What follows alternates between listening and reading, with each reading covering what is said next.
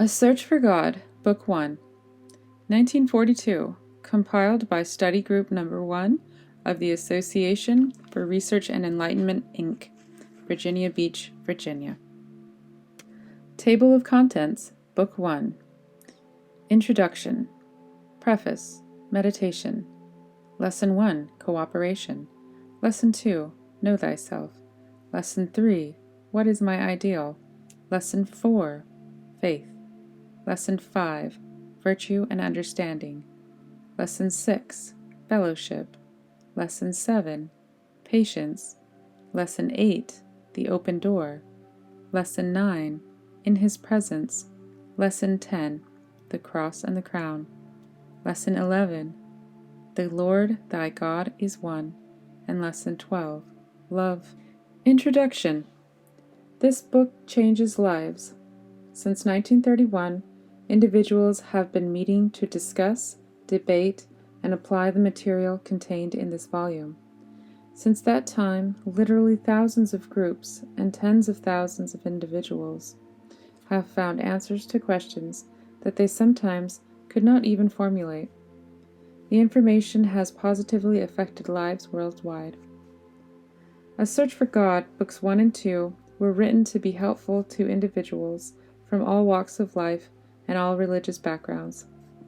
Whether a person comes from a Christian, Jewish, agnostic, or Eastern background, these books could reach out with the hope that true spirituality supersedes religious denomination. Admittedly, the group members responsible for this material presented their understanding of universal laws in what may appear to be decidedly Christian terminology. Their primary intent, however, was to explore the oneness of all life and the truths found in the wisdom of the world's religions. The lessons making up this material led the original group through a study of meditation, psychic ability, reincarnation, and universal laws, information that somehow bridged religious differences and found a common spirituality for all souls who are children of the same God. There are no claims to any unique revelation. In fact, a portion of the preface states, "There is nothing new here. The search for God is as old as humanity." Today, individuals from every religious tradition can be found in a Search for God study groups the world over. These groups are ecumenical, yet, as we read and apply this material, it's important to remember that many of us have biases and presupposed definitions about certain terms. Occasionally, we may discover that they are not shared by others, nor in line with the Cayce information itself.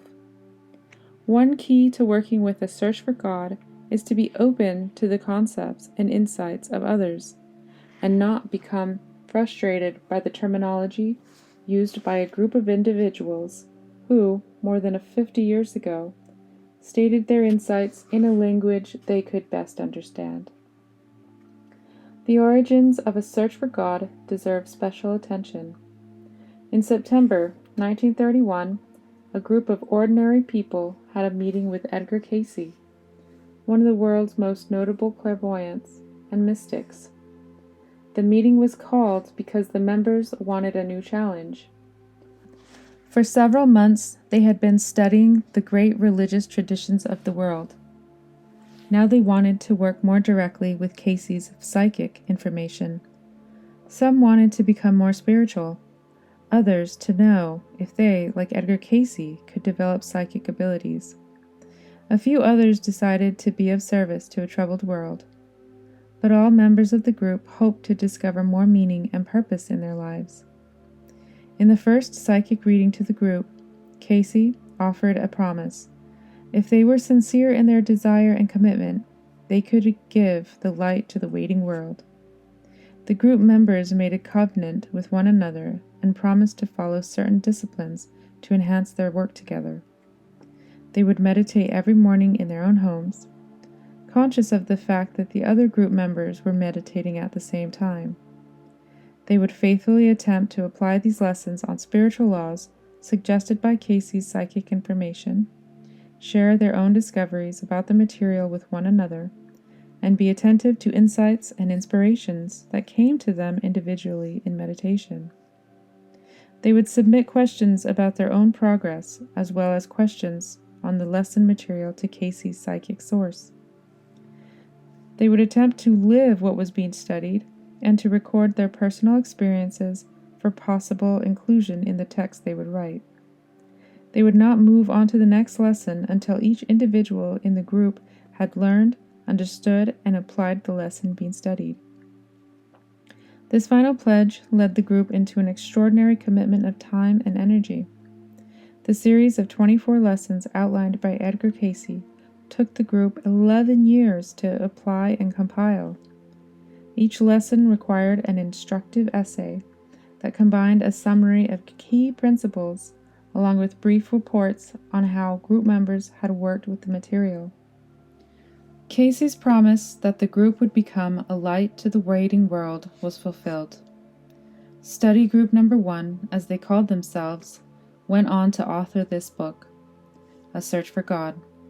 Although the first 12 lessons comprising Book 1 were not published until 1942, marking 1992 as the 50th anniversary for A Search for God, Book 1, additional groups formed soon after the initial lessons could be mammogrammed.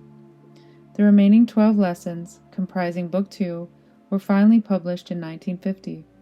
This present special edition of Study Group Number 1's creation is the first time both books have been printed in one volume. The lessons, given in sequential order, begin with cooperation. Although not part of the original series, a 25th lesson on meditation was later added to give insights into Cayce's approach to this important discipline.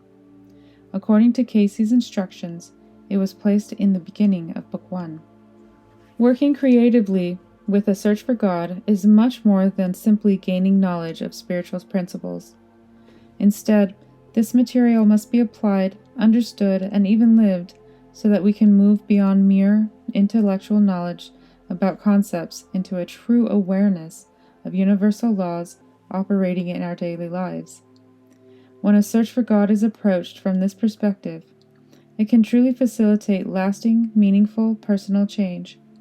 In fact, these 24 lessons have been called one of the earliest and most effective tools for group therapy and personal transformation introduced in the Western Hemisphere. Interestingly, in 1934, a Cayce reading told Study Group Number 1 that the life-changing insights of their experiences would still be helping people 100 years into the future. Today, nearly 60 years later, that prediction is clearly being realized. You, too, can become a part of that promise. To find out where A Search for God study group meets near you, contact ARE 215 67th Street, Virginia Beach, Virginia 23451-2061. Few teachings about the spiritual path have stood the test of time. This edition, A Search for God, is one of them. Note: numbers at the end of quotes are file numbers of psychic readings by Edgar Cayce. The original readings are in the custody of the Edgar Cayce Foundation, Virginia Beach, Virginia. Bible references are taken from the King James Version. PE refers to personal experience. PR refers to a psychic reading. In some instances in the text of this edition, nouns and pronouns have been modified from the male gender to be inclusive of both genders, for example, mankind to humankind. Narrator's note: go to edgarcayce.org to find a study group near you.